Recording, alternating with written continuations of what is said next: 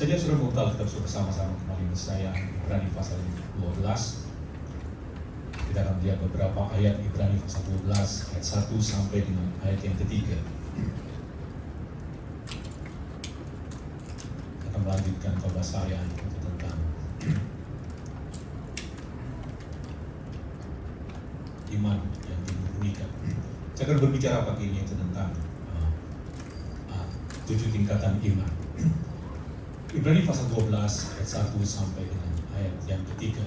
Saya akan baca yang ganjil, saya bisa membantu bersama-sama membaca ayatnya.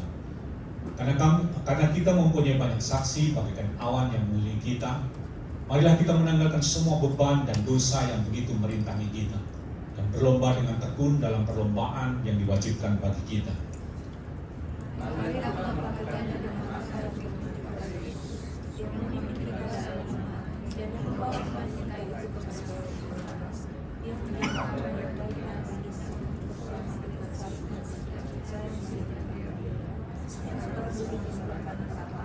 Yang ketiga, ingatlah selalu akan Dia yang takut menanggung bantahan yang sehebat itu terhadap dirinya dari pihak orang-orang berdosa, supaya jangan kamu menjadi lemah dan putus asa. Saya akan berbicara pagi ini itu tentang the 7 level of faith, atau 7 tingkatan iman. Setelah hari ini kita mendengar perang Iran Israel ini menyebabkan kenaikan harga minyak dunia. Dengar hari-hari ini harga minyak semua naik. Singapura naik,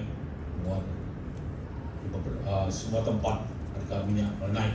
Bahkan Iran berkata begini, kalau perang ini terus-teruskan, harga minyak akan naik 2 kali lipat. Dikatakan $200 per barel. Seberang Iran Israel ini banyak pakar ekonomi yang berkata bahwa bisa kemungkinan akan terjadi krisis ekonomi kembali. Dan mereka katakan yang paling parah itu Eropa yang akan mengalami krisis yang terbesar. Nah, setelah kita lihat saat ini segala sesuatu sedang dikerjakan, dan kita perlu tahu bahwa kita tinggal dalam kerajaan yang tidak tergoncangkan. Amin. Nah, saya akan bicara seluruh tentang 7 tingkatan iman. Kita tahu bahwa Tuhan itu sangat tertarik dengan iman. Tuhan itu menginginkan iman kita.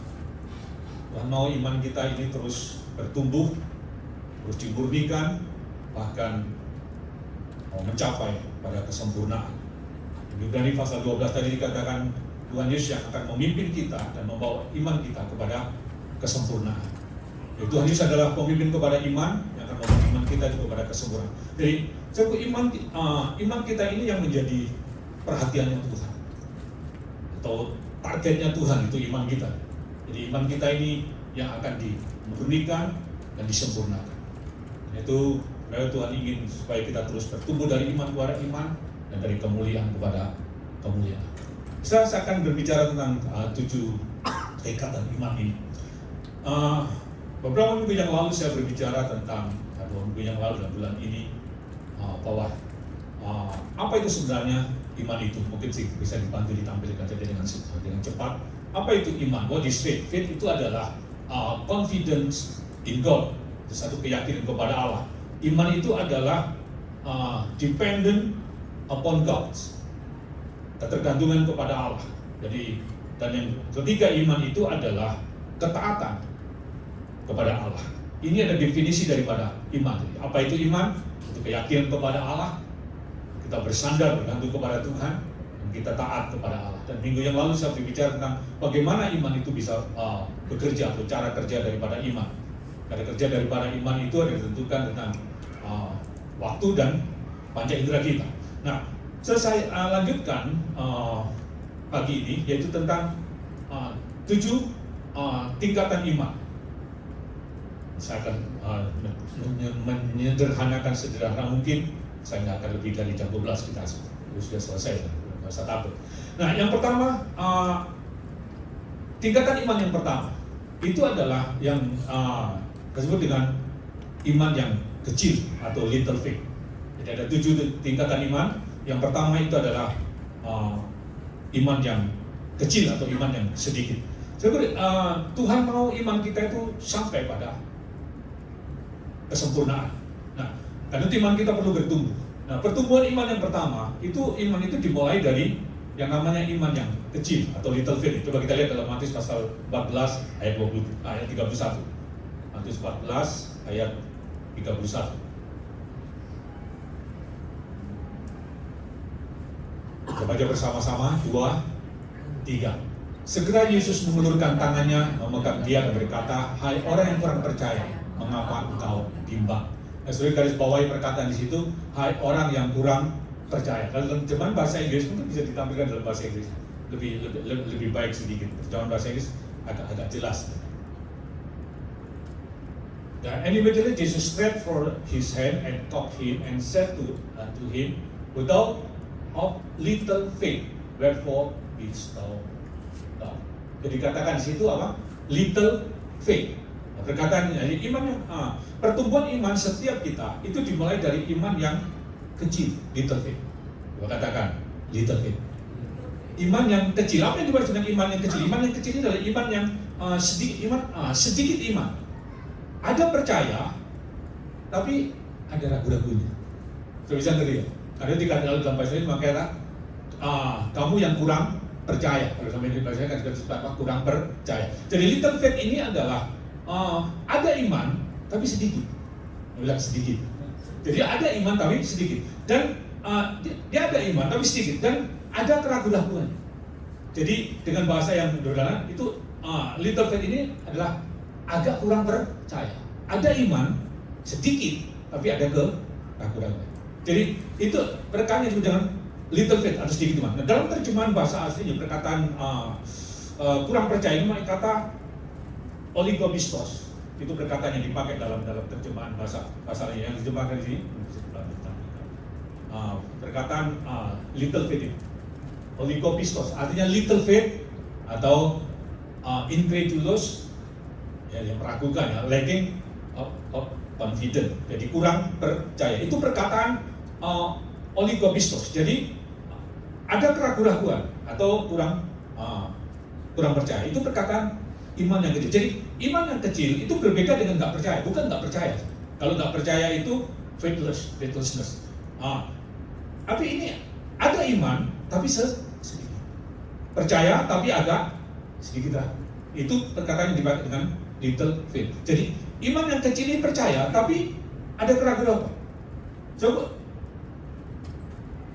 iman yang kecil ini atau iman yang sedikit ini memerlukan iman yang memerlukan satu kepastian. Itu yang berupa satu tanda atau bukti yang kelihatan. Biasanya orang yang punya iman yang kecil ini atau iman yang sedikit ini, biasanya iman seperti ini memerlukan satu kepastian yang berupa tanda atau bukti yang kelihatan. Jadi iman yang kecil ini lebih didasarkan kepada iman yang lebih didasarkan pada kenyataan atau realita. Itu little faith. Jadi ada percaya, ada iman, tapi ada keraguan. Karena orang yang punya iman yang kecil ini biasanya dia selalu memerlukan tanda atau bukti yang kelihatan. Bisa ngerti ya? Dia biasanya perlu tanda atau bukti yang kelihatan. Nah, iman yang kecil ini dasarnya itu adalah kenyataan atau realita. Jadi saya memberikan satu contoh orang yang punya iman yang kecil. Dia percaya tapi ragu dan dia selalu perlu tanda atau bukti yang bisa dilihat untuk memastikan imannya. Contoh di dalam Alkitab adalah Gideon. Sudah pernah dengar tentang Gideon. Gideon ini seorang yang cinta Tuhan, tapi dia punya iman yang sedikit. Waktu Tuhan berkata begini, waktu Tuhan bertemu dengan Gideon, dia berkata kepada Gideon, "Engkau adalah pahlawan yang gagah perkasa." Terus kemudian Gideon mulai ngomong, kalau memang Tuhan itu benar, Tuhan itu hebat, apa yang diceritakan oleh nenek moyang kami itu benar, kenapa kami dalam keadaan seperti ini? Terus kemudian Tuhan berkata bahwa kamu pergi, kamu yang akan membebaskan bangsa Israel dari Midian ini. Tapi kemudian apa kata Gideon begini, Tuhan, aku ini dari bangsa yang kecil, dari kelompok yang kecil, dari desa yang sangat kecil, dan kelompok pun sangat nggak dikenal. Tapi Tuhan menyuruh aku, akan memakai kamu untuk membebaskan bangsa Israel dari Midian. Terus Gideon berkata begini, Tuhan kalau memang kau betul-betul menyuruh aku membebaskan untuk bangsa Israel, kasih aku apa? Bukti. Jadi dia minta tanda. Terus kemudian dia ngambil satu kulit dan kemudian ditaruh di luar. Dia berkata, kalau besok paginya kulit ini kering, semuanya di luar itu basah, maka berarti Tuhan yang menyuruh aku. Terus kemudian besoknya dilihat betul kulit yang di atas itu tidak kena bun, kering, tapi di sekelilingnya basah. Terus kemudian di situ dia masih nggak percaya. Terus dia mau buktinya, mungkin gini kebetulan. Kalau gitu sekarang gini, saya taruh lagi Tuhan kalau memang betul menyuruh aku, saya taruh kulit. Kalau memang hanya kulit ini yang basah, terus kemudian sekelilingnya itu kering, dari Tuhan menyuruh aku. Dan besoknya terjadi demikian. Jadi yang kulit itu basah, yang sekelilingnya kering. Baru dia yakin kalau Tuhan menyuruh dia. So little faith itu adalah punya iman, tapi sedikit. Ada keraguan. Dan biasanya dia selalu memerlukan tanda atau bukti yang bisa dilihat untuk memastikan bahwa perkataan Tuhan itu benar. Jadi ini orang yang punya iman yang kecil. Jadi perlu tanda, perlu bukti. Nah seringkali kan kita jual gitu, Tuhan kalau memang ini apa Tuhan, kasih saya tanda ini. Percaya, tapi sedikit. Jadi percaya, tapi ada keraguan sedikit. Itu little faith. Nah tanda yang lain, saya berikan contoh yang lain lagi, sebagai orang yang punya little faith adalah Thomas. Waktu Yesus bangkit dari antara orang mati, semua murid-muridnya, dia berkata bahwa Yesus itu bangkit dari antara orang mati. Tapi Thomas berkata begini, saya nggak percaya kalau Yesus itu bangkit dari antara mati. Sekarang saya, sebelum saya menaruh tangan saya pada kedua lubang di tangannya, dan tanganku pada bekas lambung di perutnya, sekali-kali aku tidak akan percaya. Orang yang punya sedikit iman atau little faith ini, iman yang kecil ini, dia percaya tapi ada raguan. Dia mau bukti, dia mau tanda. Itu iman yang kecil. Nah kemudian waktu itu dikatakan bahwa ruang lagi terkunci, semua murid Tuhan berkumpul, dan kemudian Yesus datang. Dia panggil Thomas, dia berkata begini, Thomas, letakkan kedua jarimu pada bekas tangan di tanganku, dan tangan pada lambung yang tertikam di lambung. Saat itu Thomas baru berkata, ya Tuhanku, ya Allah. Siapa orang yang punya iman yang kecil itu, dia percaya tapi ada ragu-ragu. Dia mau bukti, dia mau tanda. Itu orang yang punya little faith. Nah banyak kali kita seperti itu. Kita sering kali percaya tapi ada sedikit ragu-ragu. Saya mau tanda, saya mau bukti. Kalau memang Tuhan mengutus aku, ini tandanya begini. Kalau saya tiba-tiba terdengar bunyi pintu tertutup, wah itu dari Tuhan suruh saya untuk saya pergi. Ada saja yang kita minta. Kadang mungkin atau mungkin pemimpin saya berkata demikian, atau mungkin orang tua saya berkata begini. Baru kemudian itu suara. Jadi seringkali kita selalu punya iman seperti itu, percaya tapi ragu-ragu. Sebab tidak salah kita minta tanda, tidak salah kita minta bukti yang kita bisa lihat. Sebab tidak salah kita percaya pada realita yang ada, tapi iman itu dasarnya adalah mempercayai Allah yang tidak kelihatan. Jadi dasarnya adalah kebenaran daripada kebenaran firman Tuhan. Jadi iman itu percaya, sebenarnya iman itu adalah percaya sekalipun kita tidak lihat. Jadi iman itu percaya sekalipun tidak sesuai dengan realita yang dilihat atau keadaan yang sebenarnya. Itulah iman. Jadi iman itu tidak salah kita melihat tanda atau tidak bukti, tapi dasar iman itu bukan apa yang kita lihat. Tapi dasar daripada iman itu adalah Allah yang tidak kelihatan dan firman kebenaran. Nah, jadi iman itu kadang-kadang tidak sesuai dengan realita atau fakta yang ada. Jadi iman seringkali seperti itu. Nah, saya berikan satu contoh saja. Abraham itu kalau dia melihat realita, dia melihat keadaan, dia nggak mungkin percaya sama Tuhan. Tapi justru waktu dia menerima janji Tuhan bahwa dia akan punya anak, tapi waktu dia sampai usia 100 tahun dia nggak dapatkan anak. Kalau dia melihat keadaan, melihat realita, dia nggak bisa sulit untuk percaya kepada Tuhan. Tetapi dia dikatakan dia memperkuat imannya, dia mempercayai kepada Allah bahwa apa yang dijanjikan itu pasti terjadi. Jadi iman itu dasarnya bukan apa yang kita lihat, bukan keadaan, bukan dasar kepada keadaan atau situasi, tapi iman itu dasarnya adalah Allah yang tidak kelihatan dan firman kebenaran, firman yang adalah kebenaran. Itu adalah dasar daripada iman. Jadi iman yang kecil itu adalah dia percaya, tapi ada sedikit keraguan, dan biasanya selalu memerlukan tanda. Kita seringkali mau melihat, seringkali kita lebih percaya kepada keadaan atau realita yang ada. Contoh yang lain, orang yang lebih percaya kepada realita yang ada. 12 pengintai, yang 10 orang dia melihat realita, dia nggak mau berperang melawan Kanaan. Dia berkata orang Kanaan itu raksasa hebat-hebat, nggak mungkin kita berperang. Tapi yang 2 orang dia nggak melihat realita, tapi dia lihat Tuhan yang tidak kelihatan. Dia percaya kepada Allah yang tidak kelihatan.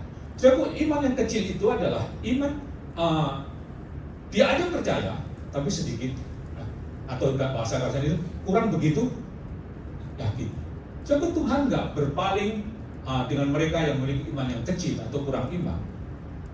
Tuhan mau mengerti, tapi Tuhan mau kita bertumbuh dari iman yang kecil, dari iman yang sedikit itu terus bertumbuh.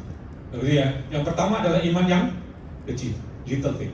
Jadi ada iman, ada percaya, tapi ada keraguan. Dan biasanya iman seperti ini dia selalu memerlukan tanda atau bukti yang bisa dilihat atau dirasa. Itu iman yang kecil. Jadi kalau ada orang yang selalu minta tanda, itu dia ada percaya tapi ada keraguan. Nah yang kedua, yang pertama iman yang kecil, iman yang sedikit iman, ada percaya tapi ragu-ragu. Yang kedua itu adalah temporary faith atau iman yang sementara. Coba kita lihat Matius pasal yang ke-13 ayat 5 sampai dengan 6. Matius pasal 13 ayat 5 dan ayat yang ke-6.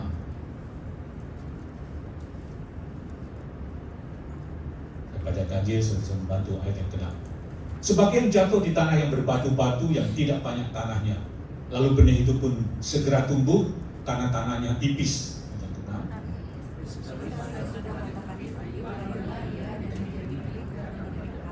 Nah, lihat di sini tentang benih yang jatuh. Jadi benih yang jatuh di atas batu itu dikatakan dia tumbuh, tapi terus kemudian hanya sebentar dia mati. Jadi ini iman yang sementara. Kalau sudah lihat dalam penjelasannya yang berikutnya, dikatakan ada orang yang dia percaya tapi cuma sebentar saja. Karena dikatakan karena kekhawatiran dunia, maka imannya itu mati. Jadi, ini iman yang sementara. Jadi iman yang sementara itu adalah dia ada iman, dia punya iman, tapi cuma sebentar saja atau tidak mengakar. Dengan bahasa yang lain, iman yang mudah untuk berubah, iman yang gampang terpengaruh oleh situasi atau keadaan. Jadi percaya, tapi kemudian tidak bertahan lama, cuma sebentar. Atau saya memberikan satu gambaran yang lebih gampang. Iman yang sementara ini adalah iman yang emosional. Jadi datangnya cuma sebentar, tapi kemudian karena tekanan keadaan, ada kekhawatiran dunia, hilang. Jadi itu iman yang sementara. Nah, banyak orang yang punya iman ini cuma sementara. Biasanya waktu di gereja, dengan firman atau dapat sesuatu, percaya sih, nggak ada yakin betul pada Tuhan. Tapi kemudian keluar dari gereja, imannya menguap, udah takut lagi, khawatir lagi.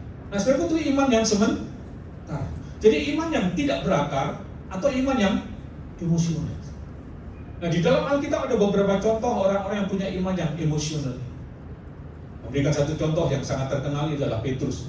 Petrus ini punya iman yang mudah berubah, iman yang emosional. Nah, suatu ketika waktu Yesus berkata begini bahwa anak manusia akan diserahkan ke tangan orang berdosa.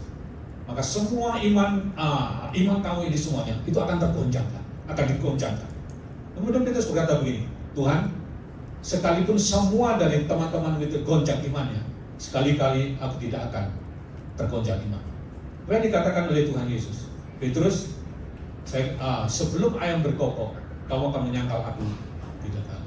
Cukup Petrus ini, dia punya iman yang emosional, karena itu namanya Simon. Simon itu sebenarnya artinya itu adalah belalang, yang mudah berubah. Jadi dia berapi-api, tapi tidak lama kemudian dia imannya berubah. Nah, saudaraku, iman yang sementara ini adalah iman yang nggak berakar, iman yang cuma sebentar saja. Gampang sekali terpengaruh dengan keadaan, tidak tahan dengan tekanan atau goncangan. Jadi percaya cuma sebentar, kemudian hilang. Itu iman yang sementara. Nah, di dalam Alkitab ada contoh, coba kita lihat dalam Galatia pasal 1. Orang-orang percaya di Galatia, dia sebelumnya dia memiliki iman yang cukup bagus, tapi cuma imannya itu sementara. Dia mudah berubah dan mudah terpengaruh. Coba kita lihat Galatia 1 ayat 6 dan ayat yang ke-7.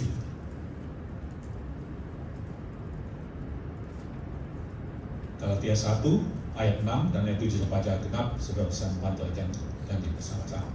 Aku heran bahwa kamu begitu lekas berbalik daripada Dia yang oleh kasih karunia Kristus telah memanggil kamu dan mengikuti suatu Injil yang lain.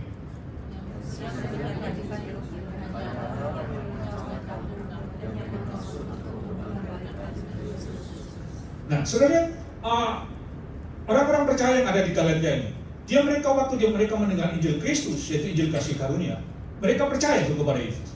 Tapi tidak lama kemudian ada orang yang memberitakan Injil yang lain, yaitu Injil yang plus, Injil plus hukum Taurat. Waktu itu ada beberapa orang Yahudi yang hamba Tuhan yang dari orang-orang Yahudi, mereka memberitakan bahwa orang-orang yang percaya kepada Yesus itu perlu tetap harus melakukan hukum Taurat.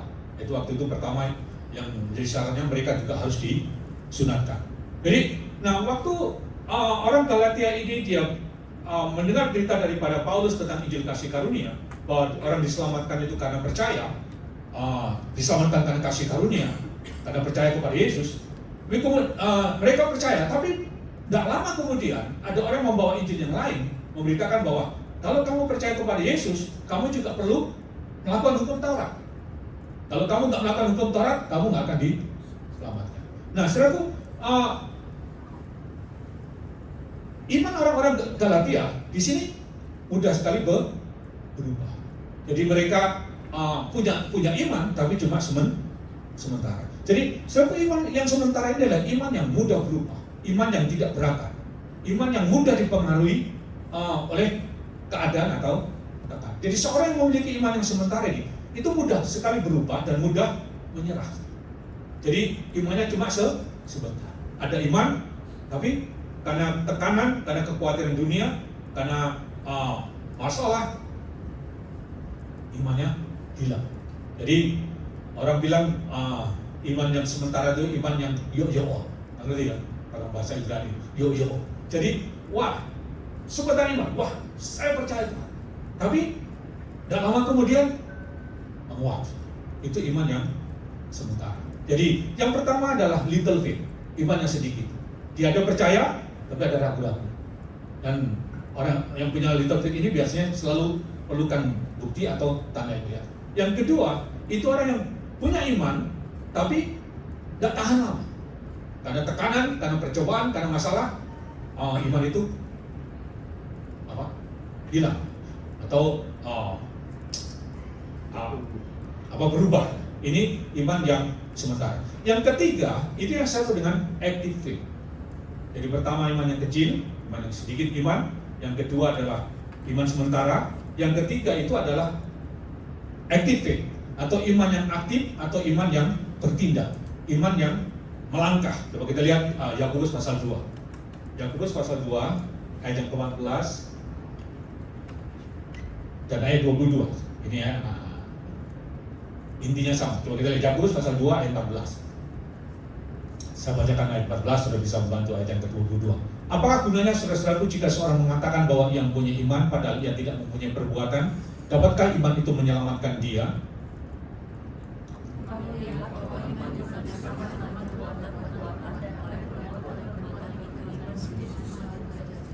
Oleh perbuatan iman itu menjadi sempurna. Saudaraku, iman yang ketiga itu iman yang aktif.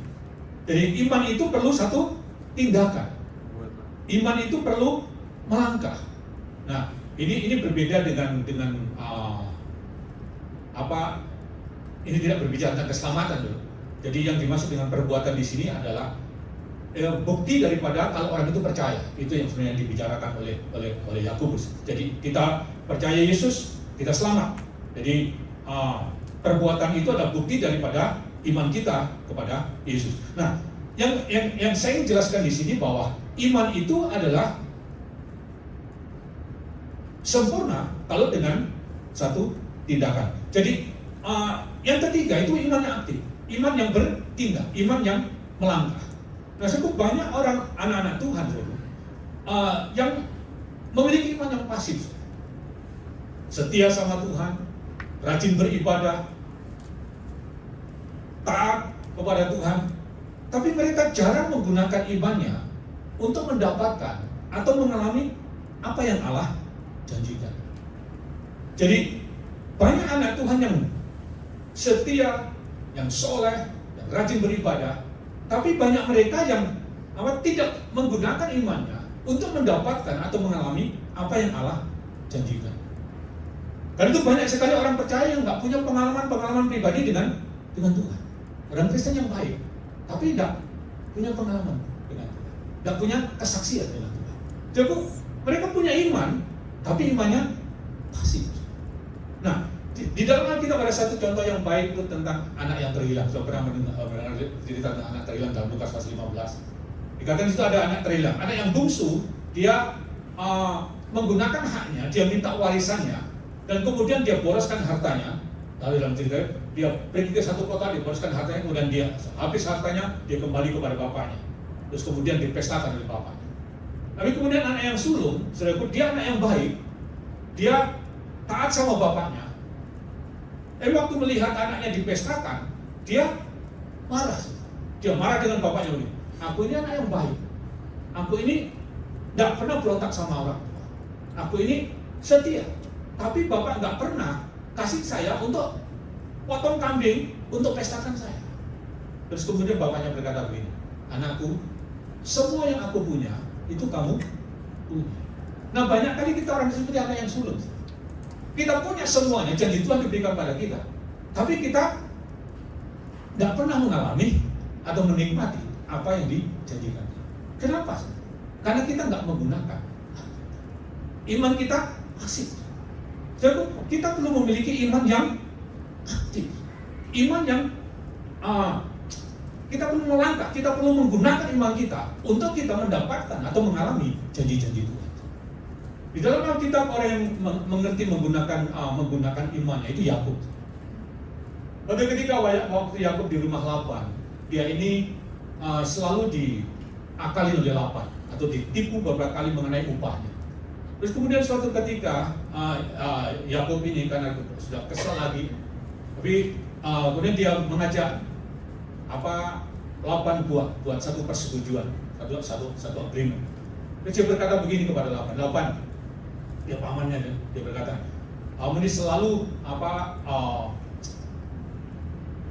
tidak fair sama aku. Sekarang begini sudah, saya akan bekerja kepada kamu sekali lagi, dan ini akan menjadi upah. Aku akan menggembalakan kambing kamu yang putih-putih, dan yang akan menjadi upahku adalah kambing yang berwarna-warna. Jadi dia mau gembalakan yang putih-putih, tapi yang menjadi upahnya itu adalah yang berwarna-warna. Itu sebenarnya kalau secara logika itu nggak mungkin kan. Nah, waktu dia membuat agreement itu walaupun dengan senang hati. Karena secara logika kalau kambing putih yang digembalakan pasti anak-anaknya juga akan putih-putih. Itu kan begitu. Jadi akhirnya dia berpikir bahwa Yakub ini orang yang bodoh. Jadi oke, deal. Waktu dia ada Laban deal itu, tapi Yakub ini sebenarnya dia karena sudah tahu dia bahwa dengan janji Tuhan bahwa Tuhan itu telah menampakkan diri kepadanya dan Tuhan berjanji bahwa dia akan memberkati dia. Jadi dia percaya betul bahwa dia ini orang yang diberkati Tuhan. Nah, karena itu apa yang dilakukan? Dia mempraktekkan imannya. apa yang dilakukan? Dia gembalakan kambing domba yang putih-putih itu, dari berkata kepada kambing begini, sekarang kambing yang hitam-hitam yang berbelang-belang itu kamu ambil, biar anak-anakmu gembalakan dan jauhkan dari sini. Dan yang putih-putih aku gembalakan. Dan apa yang dilakukan oleh Yakub? Nah, waktu dia gembala kambing yang putih-putih, dia praktekkan imannya. Dia pergi ke hutan, dia ambil daun hawar, kemudian dibelah-belah sampai kelihatan warnanya berbelang-belang atau ya berwarna gitu. Terus kemudian ditaruh di palungan dari kambing domba waktu mereka makan atau waktu mereka berkelana. Dan dia percaya betul bahwa anak yang akan lahir dari kambing yang putih-putih itu berwarna-warna dan berbelang-belang. Dan itu terjadi. Dia praktekkan iman, dia melangkah dengan iman. Dan apa yang terjadi sebelum banyak kambing yang kuat-kuat dikatakan lahir berwarna-warna dan berbelang-belang. Yakub mendapat upaya, tapi Yakub praktekkan imannya. Iman itu perlu dipraktekkan, perlu digunakan. Jangan punya iman yang pasif. Kita ini orang yang diberkati Tuhan. Semua janji Tuhan itu disediakan untuk kita. Kita bisa mengalaminya. Saya belajar untuk mempraktekkan iman dari semenjak saya dari tahun 85 saya masuk sekolah Alkitab. Saya mulai dari situ saya mempraktekkan iman saya sampai saya selesai sekolah Alkitab. Saya dulu cerita dari nggak bisa makan sampai bisa makan. Waktu saya tahun 91 saya menggembalakan jemaat di Timur. Lalu saya di sana dikasih persembahan itu 1 juta tahun 91. 1 juta. Sebenarnya 1 juta sudah lebih dari cukup untuk saya karena saya belum berkeluarga. Bagi saya 300.000 itu sudah cukup. Biasanya kalau saya 1 juta itu 100.000 persepuluhan, 30% saya kasih persembahan, 30% saya bantukan, dan saya hidup dari sisanya. Saya waktu itu masih belum pernah menabung. Saya pernah cerita waktu saya menikah sama istri saya tabung dan siur. Nah, saya 1 juta sudah lebih dari cukup. Karena biasanya sebelum saya masuk bujang, kalau malam itu sering kali jemaat saya panggil, Pak Hari, kita keluar makan yuk. Jadi hampir setiap hari saya itu setelah diajak jemaat makan, saya nggak minta seberajam makan, saya cerita itu, itu dijauhkan Tuhan, saya nggak pernah. Nah, saya hanya perlu makan untuk siang hari sama pagi. Jadi 1 juta itu lebih daripada cukup untuk saya waktu itu. Tapi saya waktu terima 1 juta, saya nggak saya berdoa sama Tuhan. Setiap bulan bukan saya minta 1 juta, tapi saya minta 1,5 juta. Bukan karena saya nggak cukup, tapi saya mau praktek iman saya. Sudah bisa mengerti? Bukan karena saya nggak cukup, tapi saya mau praktek iman saya. Jadi saya berdoa sama Tuhan, Tuhan, saya minta bulan ini 1,5 juta. Jadi kenapa? Karena saya mau praktek iman saya. Waktu itu saya mendengar Pendeta Hagin berkata begini, minta kamu mencari mendapat, ketok pintu dibuka. Kalau dia berdoa, dia ceritakan dari kesaksian Pendeta Hagin. Saya berdoa kepada Tuhan dan setiap bulan dia minta waktu jumlah kapital waktu $3.000. Dia minta $3.000, kemudian dia apa yang dia lakukan? Dia percaya dia menerimanya dan kemudian dia perintahkan malaikat-malaikat Tuhan untuk membawa uang $3.000 itu kepada dia. Dan dia ceritakan bahwa setiap bulan dia menerima seperti yang dia doakan. Wah, itu kesaksian itu membangkitkan saya. Kemudian saya berdoa sama Tuhan, saya minta 1,5 juta. Dan dalam nama Yesus, terima kasih Tuhan untuk 1,5 juta, saya menerimanya, saya mengucap syukur. Kemudian apa yang saya lakukan? Saya mulai perintahkan kepada setan, lepaskan 1,5 juta untuk saya bulan ini. Dan malaikat-malaikatku yang tugaskan Tuhan untuk melayani aku, saya perintahkan untuk membawa 1,5 juta itu kepada saya. Dengan cara bagaimanapun saya nggak tahu, tapi malaikat bawa 1 juta. Saya betul-betul sudah di hadapan Tuhan. Saya mengalami seperti yang saya doakan. Setiap bulan saya mendapatkan seperti yang saya doakan. Itu dari tahun 91 sampai itu terus saya percaya. Dan kalau saya mendapatkan persembahan tahun terakhir tahun 98 saya mendapat persembahan 3 juta. Tahun 98 sampai saya dapat 3 juta, saya minta sama Tuhan 5 juta. Saya praktekkan iman saya. Itu saya hati sampai sekarang. Persembahan gereja dikasih saya berapa, saya minta lebih. Jadi bukan saya nggak cukup. Nanti Benny jangan sampaikan ahli. Saya nggak pernah minta persembahan. Saya bisa ngambil berapa saja, tapi saya selalu mencukupkan diri apa yang saya terima. Jadi kalau saya dapat persembahan sekian, saya praktekkan minta lebih dari itu. Itu saya praktekkan sampai sekarang. Lalu sekarang saya mau ceritakan istri saya yang lebih tahu dari saya hari ini dia ada di Batam, dia gantiin saya. Jadi Dia melihat Tuhan itu bekerja setiap bulan. Dia melihat cara Tuhan ajaib. Selalu melakukan seperti yang saya katakan. Sampai saat ini. Kalau saya bilang kerja, gimana bisa mengalami mujizat keuangan? Semua kan kerja profesional sebagainya. Saya mengalami. Saya mengalami. Ada saja cara setiap bulan dengan cara apa saja Tuhan selalu berkati saya. Jadi iman itu perlu dipraktekkan. Sampai saat ini saya praktek dengan saya. Karena saya nggak mau punya iman yang pasif. Saya punya iman yang aktif. Jadi iman yang ketiga itu iman yang pasif. Nah, banyak orang punya iman yang pasif, nggak mempergunakan iman. Kita perlu gunakan iman. Saya punya iman, saya belajar iman yang aktif. Jadi juga masalah kesembuhan. Saya dulu memang dalam tubuh saya nggak pernah saya itu sakit, tapi saya pernah satu kali saya itu ada kayak bengkak begitu di kaki saya. Nah, saya waktu alami bengkak itu, saya pikir waktu itu cerita lagi orang rame-rame itu tumor atau apa begitu. Nah, saya praktek iman saya. Saya setiap pagi saya katakan dalam nama Yesus, bilu-bilu Yesus sembuh. Bengkak di paha saya lenyap dalam nama Yesus. Saya praktek dan betul pergi. Sampai sekarang saya praktek imannya. Sekarang saya yang praktekkan saya bahwa saya itu tidak akan ada sakit penyakit dalam tubuh saya. Setiap hari kalau saya sampai pada dikuduskan namamu Yahweh Rope, Allah penyembuhku, berkat oleh bilu-bilu ini saya sembuhkan, saya sehat, tidak sakit penyakit dalam tubuh saya. Saya tolak semua bentuk sakit penyakit, kelemahan tubuh, dalam nama Yesus tidak ada sakit penyakit dalam tubuh saya. Bilu Yesus saya sembuh, saya sehat, umur panjang sampai 90 tahun. Itu saya praktekkan, tidak ada sakit penyakit. Dan sampai saat ini saya tidak ada penyakit dalam tubuh saya. Istri saya kadang-kadang takut karena waktu itu kolesterol saya agak tinggi, sampai 240 masa. Mulai sudah tutup dapur semua. Habis saya bilang, kolesterol saya nggak merasa apa-apa. Kolesterol saya nggak ada lagi. Saya dulu pernah sering mengalami yang sedikit kelemahan tubuh itu biasanya kalau bangun tidur itu mesti bersin-bersin. Jadi ternyata saya melihat itu kenapa? Karena saya ini nggak pernah olahraga. Saya dulu sangat strict dari gereja Pentakosta, itu biasanya lebih mementingkan ibadah daripada olahraga. Karena kita kan bilang olahraga itu sedikit faedahnya. Ada faedahnya tapi sedikit. Jadi ibadah itu banyak faedahnya. Kalau kita Pentakosta diajar lebih berdoa, beribadah. Berdoa, baca firman itu lebih penting daripada olahraga. Itu semenjak saya dari SMA kelas 2 sampai saya melayani Tuhan, sampai saya di Kuala Lumpur. Itu tahun 2005, bahkan di Singapura saudaraku 5 tahun yang lalu sampai tahun saya mulai olahraga baru 3 tahun yang lalu setelah COVID. Jadi saya nggak pernah olahraga. Terus kemudian sering bersin-bersin gitu.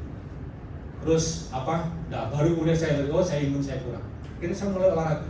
Saya olahraga baik sampai sekarang nggak pernah lagi kalau bangun tidur bersin-bersin itu udah nggak pernah lagi. Dulu biasanya bersin-bersin atau pelet.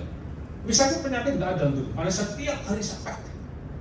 Saya praktek iman saya bahwa saya sehat, saya berubah. Jadi iman itu perlu praktek. Jadi perlu aktif, perlu digunakan. Jangan punya iman yang pasif. Jadi saudara, bagaimana caranya saudara bisa mempergunakan iman yang aktif? Ya, apa yang Tuhan janjikan itu kita bisa dapatkan. Jadi semua janji Tuhan itu diberikan untuk kita bisa dapatkan atau kita nikmati. Jadi yang ketiga itu adalah iman yang aktif. Nah, yang keempat sebenarnya ada contoh dalam Alkitab iman yang aktif. Tapi saya mencepat sih. Yang keempat yang saya sebut dengan iman yang besar. Pertama, tiga iman yang aktif. Yang keempat adalah iman yang besar. Coba kita lihat Matius pasal yang ke-8 ayat yang ke-10. Katakan di situ iman yang sebesar ini. Matius 8 ayat yang ke-10.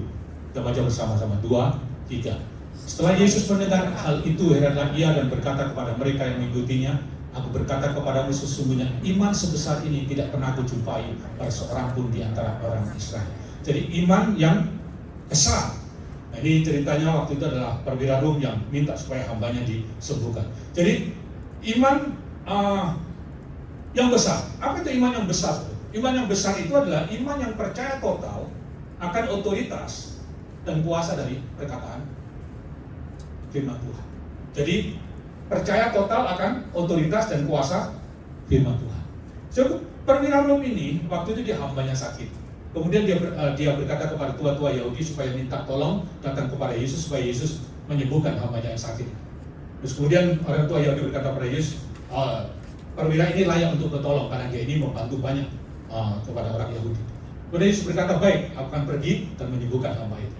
Waktu Yesus tidak pergi, kemudian dan perwira ini mendengar bahwa Yesus akan datang ke rumahnya, dia suruh ajudannya untuk datang kepada Yesus dan berkata, supaya Yesus tidak perlu datang, tapi hanya Yesus berkata satu patah kata saja, maka hamba itu akan sembuh. Jadi dia berkata begini, katakan kepada Yesus, aku ini seorang perwira dan di bawahku ada bawahan. Kalau aku berkata pergi, maka dia pergi. Kalau aku berkata ke sana, dia akan ke sana. Jadi di sini dia mengakui pertama bahwa Yesus itu Tuhan. Dan kemudian yang kedua, karena dia Tuhan, dia punya otoritas atas segala sesuatu itu tunduk di bawah otoritas Tuhan. Dan yang kedua, dia percaya betul akan perkataan Tuhan, kuasa daripada firman Tuhan. Karena dia berkata, katakan sepatah kata saja, maka hambamu itu akan sembuh. Sebab iman yang besar itu adalah iman yang percayakan otoritas dan kuasa firman Tuhan. Jadi, perwira Rom ini dia sangat yakin bahwa perkataan Tuhan atau perkataan yang keluar dari mulut Tuhan atau firman Allah itu berkuasa. Dia tahu Yesus Tuhan dan perkataannya itu berkuasa. Dia Tuhan, dia Allah, dia yang pernah berfirman supaya dia berfirman segala sesuatu jadi atau segala sesuatu terjadi karena apa yang dia katakan. Dia berfirman terang jadi, dia berfirman alam semesta dengan semua yang ada di dalamnya itu dijadikan oleh perkataan daripada Tuhan. Jadi perwira Rom ini dia percaya betul akan otoritas dan kuasa daripada firman Allah. Jadi sebuah iman yang besar ini adalah iman yang percaya betul akan kuasa dan otoritas firman Allah. Jadi percaya betul bahwa firman Allah itu berkuasa. Di dalam Alkitab ada satu contoh bahwa percaya kepada firman Allah itu akan terjadi seperti apa yang dikatakan. Saya pernah mendengar tentang janda Sarfat. Janda Sarfat terjadi kekeringan di Israel. Dan janda Sarfat ini tinggal di satu desa ya. Sebenarnya dia tinggal di Sarfat ini. Suatu ketika Elia dia datang ketemu sama janda Sarfat. Dia berkata begini, berikanlah kepadaku sedikit air. Terus kemudian janda Sarfat dikasih air. Terus kemudian setelah itu dia berkata, berikanlah kepadaku sedikit roti. Terus janda Sarfat ini berkata kepada Elia, Tuanku, engkau seorang nabi Tuhan. Kau tahu bahwa aku ini seorang janda yang sangat miskin dan tak punya apa-apa. Yang ada pada aku sekarang itu cuma sedikit saja tepung dan sedikit minyak. Aku akan buat itu roti untuk aku dan untuk anakku. Setelah itu aku nggak punya apa-apa lagi dan aku akan menunggu hari kematianku saja. Terus kemudian Elia berkata begini, firman Tuhan berkata demikian, berikan kepadaku sedikit roti, buat aku sedikit roti, dan kemudian buat untuk kamu dan untuk anak-anak. Maka tepung di dalam tepayan itu nggak akan habis dan minyak dalam buli-buli itu nggak akan berhenti sampai masa pacaklik ini berakhir. Jadi waktu janda Sarfat mendengar itu, dia percaya dengan apa yang firman Tuhan katakan. Dia pergi, dia buat sedikit roti bundar dikasihkan kepada Elia, kemudian kepada dia dan anak-anaknya. Dan Alkitab mencatat katakan, tepung di dalam tepayan itu tidak berhenti, minyak dalam buli-buli itu, tepung dalam tepayan habis, minyak dalam buli-buli itu tidak berhenti sampai masa kekeringan berakhir. Jadi dia melangkah, dia melakukan apa yang firman Allah katakan, dan dia melihat mujizat. Jadi firman Tuhan itu berkuasa. Jadi setiap perkataan Tuhan itulah kebenaran. Setiap perkataan Tuhan itu bisa dipercaya.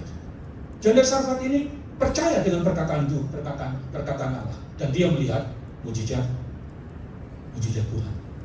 Itu saya praktek dalam hidup saya. Pertama kali saya ceritakan. Pertama kali saya selalu bersaksi selalu apa yang saya alami pertama kali dalam hidup saya. Setelah itu saya belajar dari situ dan iman saya bertumbuh. Saya waktu tidak bisa makan, waktu saya di sekolah Alkitab di Surabaya tidak bisa makan. Saya dapat firman Tuhan, itu Mazmur pasal 23 ayat 1. Jadi kata Tuhan gembalaku takkan kekurangan aku. Semua sudah hafal. Waktu saya dapat itu, Tuhan gembalaku takkan kekurangan. Waktu saya nggak bisa makan. Kalau air di Surabaya banyak. Saya kadang-kadang saya pernah cerita saudara, saya satu hari itu bisa hanya minum air, nggak makan. Itu bisa sampai 3 hari nggak makan. Hanya hari Rabu waktu ada family altar, kita dulu saya di Betani Surabaya, di Betani itu ada namanya family altar hari Rabu. Hanya waktu family altar saya makan. Kadang-kadang sepotong roti, kadang-kadang ada sediain makanan nasi sama ikan. Saya kadang-kadang 1 minggu itu hanya makan hari Rabu. Bukan, saya biasanya nggak pernah melakukan puasa terpaksa. Kalau saya nggak bisa makan, ya memang nggak bisa makan. Itu saya ngalami. Saya ngalami yang namanya 1 minggu cuma makan 1 kali. Saya pernah minum air, minum. Kalau saudara badan saya kan nggak bisa gemuk-gemuk. Itu usus saya mungkin udah keras, mungkin. Saya tuh sering nggak makan. Suatu ketika saya dapatkan firman Tuhan gembalaku takkan kekurangan. Waktu saya dapatkan itu, saya pegang. Saya setiap pagi saya berdoa. Saya biasanya bangun jam 2, jam 3 pagi. Saya bangun pagi, saya berdoa dalam roh 2-3 jam. Kemudian saya mengadakan pengakuan iman. Saya berkata, jalan kaki mondar-mandir di gereja Manyar Sindaru di Surabaya. Itu jalan mondar saya berkata, Tuhan gembalaku takkan kekurangan aku. Mulai saya kelihat, kalau burung saya Tuhan pelihara, bunga pagu Tuhan ya, saya anak Tuhan, Tuhan pasti pelihara saya. Saya percaya hari ini saya makan. Itu setiap pagi saya lakukan. 1 hari pertama nggak lihat ada apa, hari kedua nggak lihat apa, hari ketiga nggak lihat apa. Tapi saya tetap pegang firman Tuhan. Saya percaya Tuhan gembala. Sampai suatu hari saya pernah mengalami betul-betul itu saya dari itu saya percaya mujizat yang pertama kali saya alami. Saya waktu itu di sekolah Alkitab di Malaysia, saya tidur di satu asrama. Di sebelah saya itu ada seorang bapak yang dipelihara oleh diakoni.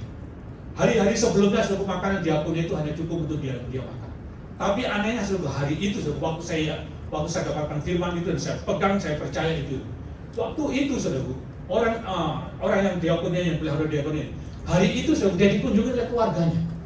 Dari karena dia dikunjungi oleh keluarga yang dia bawa itu makanan sama buah-buahan. Jelas kualitasnya lebih baik dari makanan diakoni. Jadi ada dapat makanan, akhirnya makanan yang diakoni itu dipindah ke kamar saya. Dia panggil saya, hari ini ada makanan lebih. Setiap hari saudara, 2 kali selama lebih dari 4 bulan.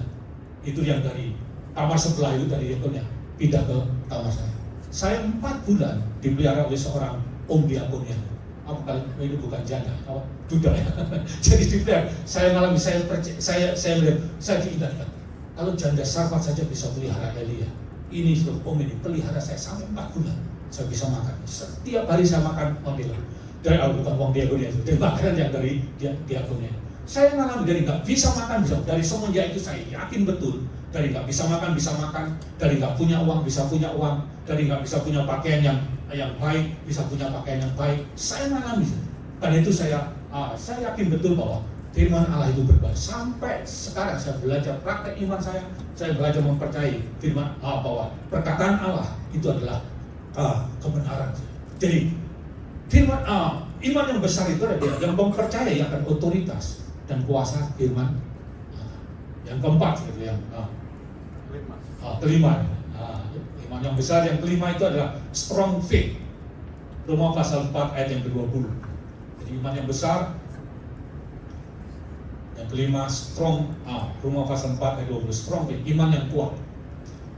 Kita baca bersama-sama 2, 3. Tetapi terhadap janji Allah yang tidak bimbangkan dan tidak percaya, malah ia diperkuat dalam imannya dan ia memuliakan Allah. Jadi dia diperkuat dalam imannya. Yang kelima itu adalah iman yang kuat. So, iman yang kuat ini adalah iman yang sungguh-sungguh yakin atau tidak ada keraguan-raguan dan tidak terpengaruh dengan keadaan atau tekanan. Jadi iman yang kuat itu adalah iman yang sungguh-sungguh yakin atau tidak ada keraguan-raguan, nggak terpengaruh dengan keadaan atau tekanan. Jadi tahan terhadap tekanan. Iman yang jadi kalau saya berikan satu yang lebih jelas. Iman yang kuat adalah iman yang tahan uji, iman yang pantang menyerah. Coba Abraham, dia memiliki iman yang kuat. Waktu dikatakan nggak ada dasar untuk berharap. Kalau melihat keadaan itu nggak mungkin. Tapi dia punya iman yang kuat. Dia berkata, tetapi terhadap janji Allah dia tidak bimbang karena ketidakpercayaan. Jadi dia perkuat imannya, dia percaya bahwa janji Tuhan itu pasti terlaksana. Jadi dia nggak goyah, dia nggak ragu terhadap janji Tuhan. Dia berpegang kepada janji Tuhan dan dia mengalaminya. Jadi iman yang kuat itu adalah iman yang tahan uji, yang pantang menyerah, yang gak goyah, yang gak terpengaruh dengan keadaan ataupun tekanan. Itu iman yang kuat. Jadi iman yang tidak terpengaruh dengan keadaan. Nah, contoh iman yang kuat ini tadi Pak Ari kita ada bicara, itu adalah Ayub. Ayub ini orang yang punya iman yang sangat kuat. Dia keyakinannya kepada Tuhan itu gak goyah. Kalau saya renungkan Ayub itu wah ini orang ini betul-betul luar biasa. Dia punya pengenalan akan Tuhan itu sangat sedikit sekali. Dia nggak begitu mengenal Tuhan, tapi dia sangat percaya Tuhan. Wah, itu kan luar biasa. Dia nggak sedikit mengenal akan Tuhan, tapi dia sangat percaya Tuhan. Maka dia juga salah mengerti dengan Tuhan. Dia pikir Tuhan yang melakukannya. Tapi imannya dia nggak goyah.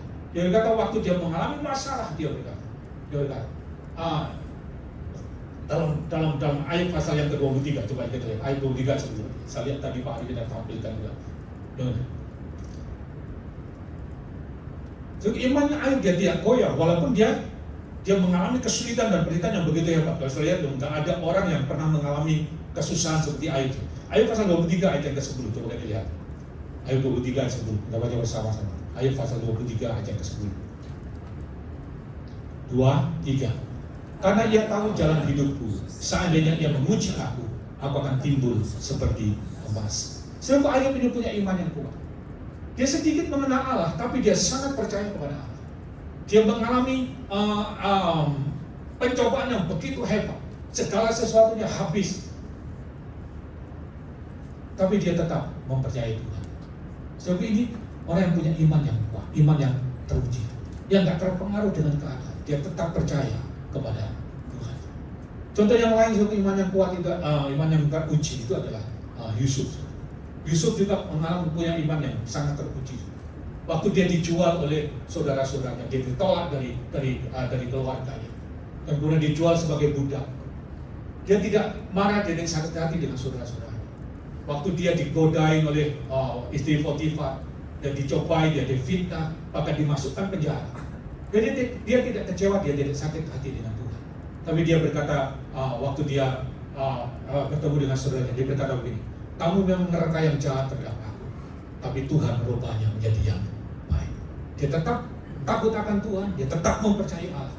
Dia nggak goyah, dia nggak goncang, dia imannya teruji. So, iman yang kuat itu adalah iman yang teruji. Jadi nggak bisa digoyahkan dengan keadaan atau situasi yang dia alami, atau kesulitan ataupun penderitaan. Itu iman yang kuat. Nah, yang keenam juga dengan cepat, ya, waktunya sudah 5 menit lagi. Yang keenam itu iman yang murni. Kita lihat dalam 1 Petrus pasal 1 ayat yang ke-7. Iman yang kuat dan kemudian iman yang murni. 1 Petrus 1 ayat yang ke-7. Ini tema kita bulan ini sebenarnya.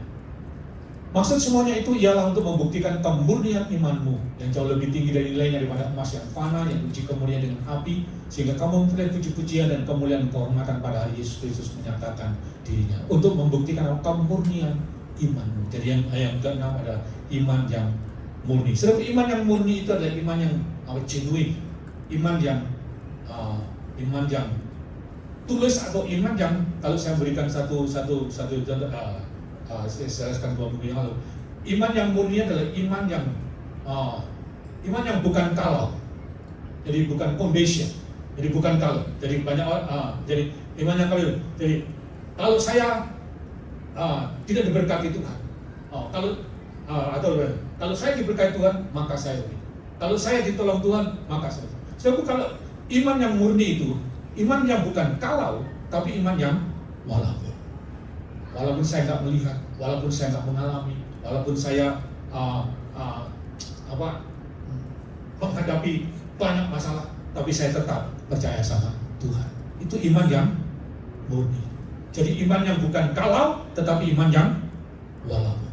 Saya akan tetap percaya pada Tuhan, walaupun saya mengalami kesusahan, mengalami kesulitan, walaupun saya nggak ditolong Tuhan, saya tetap percaya sama Tuhan. Jadi iman yang murni ini, Dia tidak mencari kesenangan atau kemuliaan pribadi, tapi dia mencari apa? Kesenangan dan kemuliaan Tuhan. Jadi itu iman yang murni. Iman yang bukan kalau, tetapi walaupun. Coba katakan walaupun. Ini nggak gampang, saudara. Ini orang yang punya iman yang murni. Sebab iman yang murni ini, saudara dapatin itu. Saya lihat pada Musa. Musa ini memiliki iman yang murni. Dia seorang putra mahkota. Dia tumbuh besar dalam lingkungan kerajaan. Tapi waktu dia mendengar bangsanya dalam keadaan susah, dia tinggalkan istana. Dia menolak untuk menjadi anak daripada Fir'aun. Dan kemudian dia pergi bersama-sama dengan menderita di padang gurun bersama-sama dengan orang Israel. Coba itu iman yang murni. Iman bukan kalau, tetapi iman yang walaupun. Dia rela untuk susah bersama-sama dengan bangsa. Musa punya iman yang murni. Contoh iman lain lagi, orang yang punya iman yang murni, yang selalu jadi khotbah dalam tema kita dalam bulan ini, itu adalah Sadrak, Mesak, dan Abednego. Sadrak, Mesak, Abednego itu seorang yang memiliki iman yang murni. Suatu ketika waktu Nebukadnezar membuat satu patung emas yang sangat besar, kemudian dia berkata kepada semua penduduk di Babel, yang berkata begini, pada satu hari di mana waktu kami meniupkan seruling, maka semua orang, semua bangsa yang ada di bawah kekuasaan Babel, semua harus sujud menyembah kepada patung Nebukadnezar. Tapi kemudian ada beberapa orang Yahudi, yaitu Sadrak, Mesak, dan Abednego, dia tidak sujud menyembah kepada patung Nebukadnezar. Ketika orang ini dipanggil oleh Nebukadnezar, saya mendengar kamu nggak mau menyembah patung Tuhanku. Terus kemudian dia berkata, Tuanku, saya tidak perlu untuk menjelaskan kepada Tuanku. Saya orang yang tak, saya ini beribadah kepada Allah Yehova. Terus dia berkata begini, dia bukan sendiri berkata, kalau sekarang saya kasih kamu waktu, kalau kamu mau menyembah patung itu, kamu akan bebas dari dapur aku. Tapi dia berkata, Tuanku, saya tidak akan menyembah pada patung Tuhan. Kalau Tuhan mau melepaskan aku dari dapur api, Tuhan sanggup. Tapi kalau Tuhan, dikatakan yang selalu berkata yang keren, kalau Tuhan tidak mau melepaskan aku dari dapur api, sekali-kali aku tidak akan menyembah patung Tuhan. Ini orang yang punya iman yang murni. Sekalipun, walaupun, tapi aku akan tetap percaya sama Tuhan. Itu iman yang murni. Ini yang perlu kita tumbuh di sana. Bukan hanya kita punya iman yang besar, bukan hanya punya iman yang kuat, tapi kita punya iman yang apa? Murni. Iman yang walaupun, yang kalau aku nggak melihat, kalau aku nggak mengalami, aku tetap percaya sama Tuhan. Itu orang yang punya iman yang murni. Sekarang yang ketujuh, yang terakhir. Lihat 3 menit lagi. Yang terakhir, saya jangan percuat, banyak yang ini. Yang ketiga itu yang saya sebut dengan apa? Perfect faith, iman yang sempurna. Ibrani pasal yang ke-12 ayat yang bacaan kita tadi, ayat yang kedua dikatakan, Yesus yang adalah pemimpin kepada iman, yang akan membawa iman kita kepada kesempurnaan. Jadi iman yang sempurna. Seperti apa iman yang sempurna itu? Iman yang sempurna itu adalah iman yang siap untuk menderita dan berkorban untuk Tuhan. Yang saya lihat dalam Ibrani pasal 12 tadi dikatakan, diberikan satu contoh Yesus, coba beri dibantu dibuka. Ibrani pasal 12 ayat yang ketiga. Ya. Di situ tunjukkan tentang Yesus, dikatakan yang memilih kita pada iman. Ingatlah selalu akan dia yang takut pada bantahan yang sebat itu terhadap dirinya dari pihak orang berdosa, supaya jangan kamu menjadi lemah dan berdosa. Ayat yang kedua, ayat yang kedua, coba bisa dibantu. Mari kita menerima yang terjadi pada Yesus, memimpin kita dalam iman dan yang membawa iman kita kepada kesempurnaan. Yang takut, yang dengan mengabaikan kehinaan, takut memikul salib, dan sukacita yang disediakan bagi dia yang sekarang duduk sebelah kanan kakak. Dikatakan apa? Yang dengan mengabaikan apa? Kehinaan dan apa? Tekun memikul salib. So, keiman yang sempurna itu adalah iman yang siap untuk menderita dan berkorban untuk Tuhan. Yesus berkata, barang siapa yang mengikut aku, dia harus menyangkal dirinya dan memikul salib. So, iman yang sempurna adalah iman yang siap menderita dan berkorban untuk Tuhan. Coba katakan, siap menderita untuk Tuhan. Saudara, ini iman yang sempurna, iman yang siap untuk menderita. Jadi iman yang dengan ketaatan yang total, yang mengasihi Allah lebih daripada segala sesuatu. Jadi taat sama Tuhan, yang mengasihi Tuhan itu melebihi segala sesuatu. Udah, Tuhan itu segala-galanya. Di dalam Alkitab ada yang punya iman yang sempurna. Dalam Alkitab yang menjadi bapak daripada orang percaya itu adalah Abraham.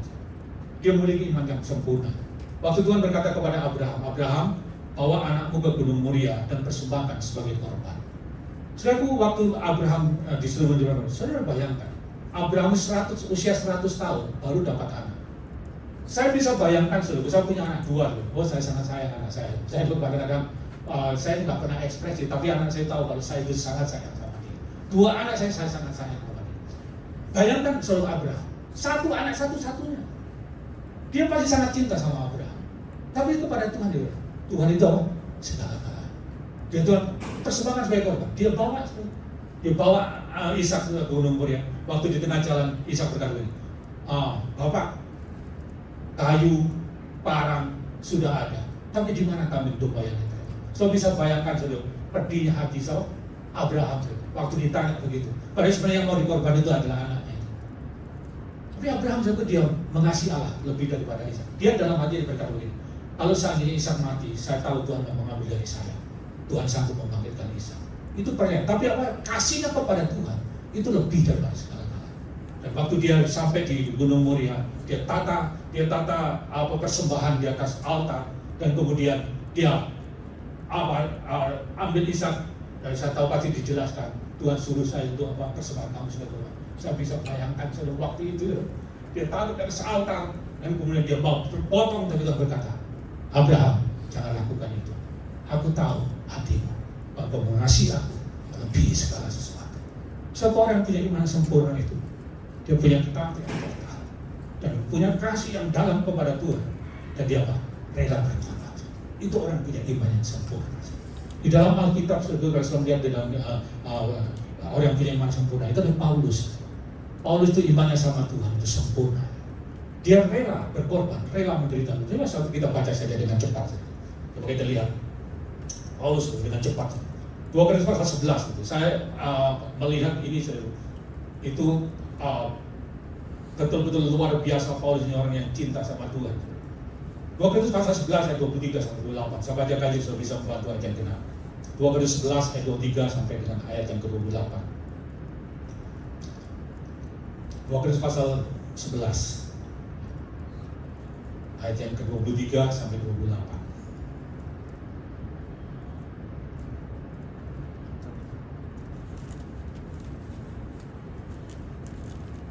Korintus pasal 11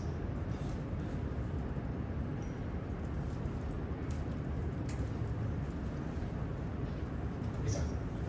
Oke. Apakah mereka katakan Kristus aku berkata seperti orang gila? Aku lebih lagi, aku lebih banyak berjerilah, lebih sering dalam penjara, didera di luar batas, kerap kali dalam bahaya maut.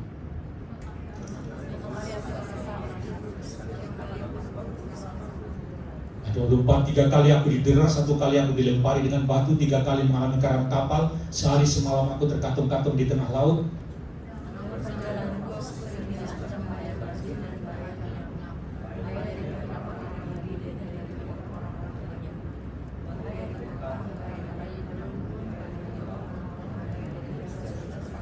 Tujuh aku banyak berjerilah dan bekerja berat, kerap kali aku tidak tidur, aku lapar dan dahaga, kerap kali aku berpuasa, kedinginan dan tanpa pakaian. 28.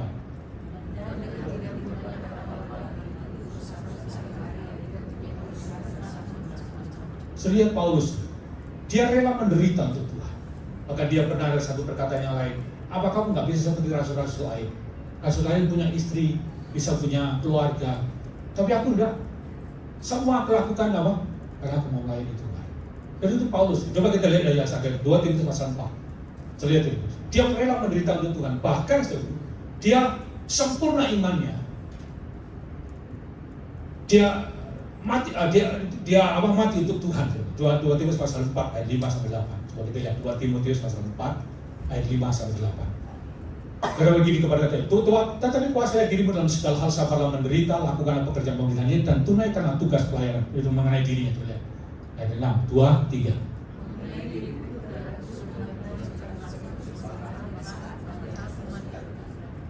Aku telah mengakhiri pertandingan yang baik, aku telah mencapai garis akhir dan aku telah memelihara iman. Ayat 8.